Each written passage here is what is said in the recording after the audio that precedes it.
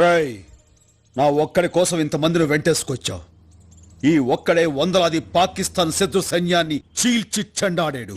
అది నువ్వు తెలుసుకో. నీ మంచిగా చెప్తున్నాను. 4 గంటలకు నువ్వు మనుషులను పంపిస్తే 4 గంటల 10 నిమిషాలకి జీవితంలో ఎంత పెద్ద తప్పు చేశాన్రా అని ఏడుస్తూ కూర్చుంటావు. కాదు కూడదనుకుంటే పెట్టుకో, చూపిస్తా.